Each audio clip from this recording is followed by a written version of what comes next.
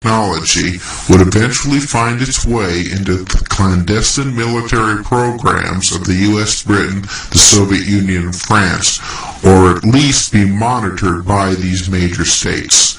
This fundamental principle of globally managing alien affairs was particularly important in those parts of the planet where ancient civilizations existed and where alien artifacts were likely to be hidden in inaccessible or yet to be discovered areas. Regions such as Tibet, Egypt, Iraq, Afghanistan, Indonesia, South and Central America, and elsewhere were all highly valued assets due to the potential alien artifacts possibly located in these countries and regions. The global cooperation between the U.S. and the Soviet Union and other permanent members of the UN Security Council members in responding to the alien presence and gaining access to alien artifacts yielded to intense strategic cooperation for control of these territories and their hidden treasures. The Cold War ideological conflict masked a very real struggle for each major state to maximize its power in terms of the technological breakthrough alien artifacts would provide. There is evidence that the invasion and takeover of Iraq is but the latest example of a regional military conflict whose ultimate prize is alien artifacts that would impact on the technological programs of the major states managing alien affairs. The split between NATO members France and Germany with the United States and Britain over the legitimacy and timing of the military intervention in Iraq suggested that a fundamental realignment in managing alien affairs had occurred with France and Germany siding with Russia and even China in wanting to restrain the United States. This suggested that the post-Second World War cooperation for managing alien affairs was under severe strain and that very real tensions lay underneath the polite language of international diplomacy. The fifth major policy adopted for globally managing alien technology and the alien presence was that the major powers would cooperate in responding to the challenge posed by both the remnants of Nazi Germany and their hidden military bases in Antarctica and South America, and to one or more alien races that had continued to assist the Nazi elites. This cooperation by the major powers was marked by agreements to not disclose this information to their respective general publics and most elected political officials. What surely most troubled Allied officials was the success of the Nazi elites to develop fully operational saucer craft that were propelled by anti-gravity generators and navigational systems that still had not been successfully developed by the United States or Soviet Union.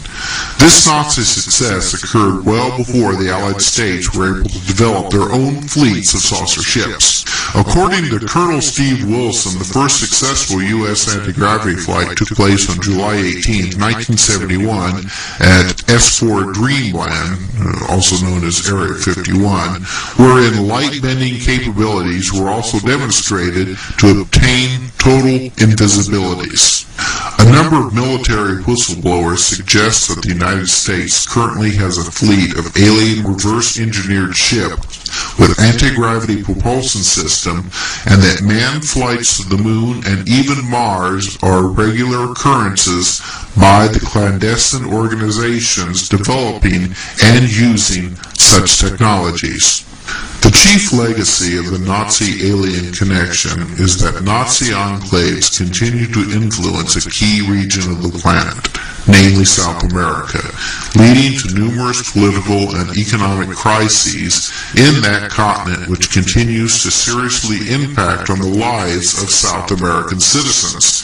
Furthermore, there are claims by a number of researchers that Nazism continues to covertly influence government policy at the highest level in countries such as the United States, Russia, and to a lesser extent Britain and France through the Nazi scientists and intelligence officials brought into those countries after the Second World War.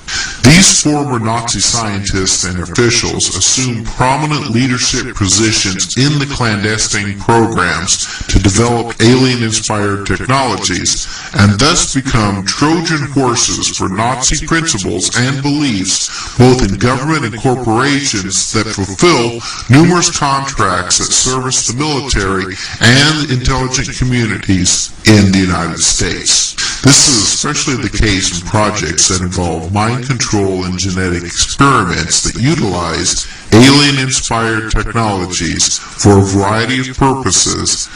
There is evidence that Nazi infiltration through the Trojan horse of former Nazi scientists into the military-industrial complexes that oversee alien affairs is so significant as to constitute a direct threat to democracy and liberty in the United States and other major powers. There is a need for full disclosure of alien affairs in general in order to make it possible for humanity to make the transition to the reality of extraterrestrial life and the political issues that arise with dealing with alien affairs. There are not only ethical and political principles that motivate full disclosure, but there are also significant national security principles at stake.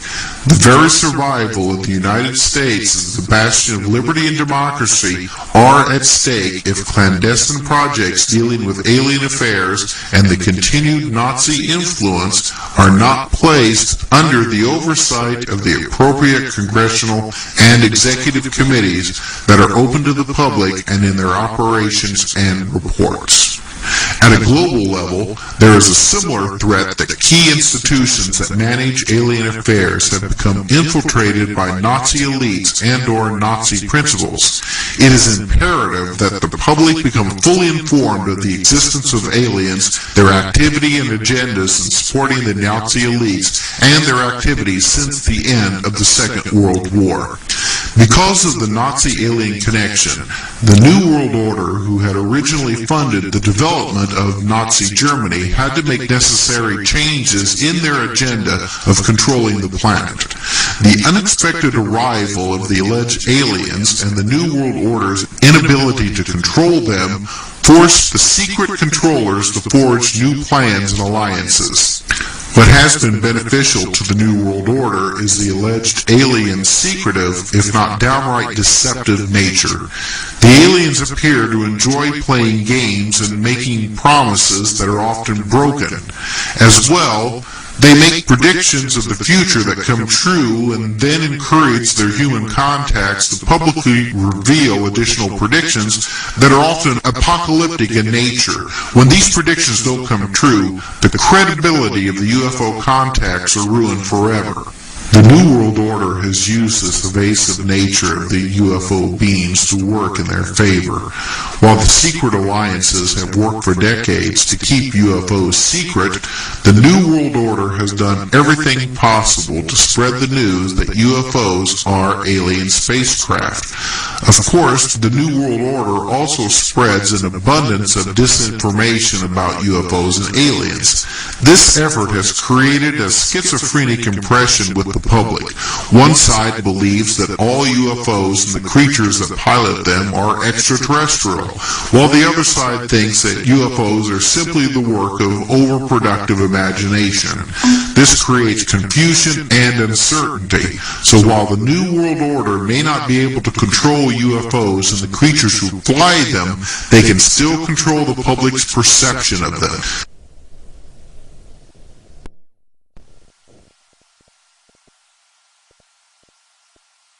The frightening truth is that no one really knows the true natures of UFOs and the beings who pilot them. They could be extraterrestrials, but there is also good evidence that they could be time travelers or from other dimensions, or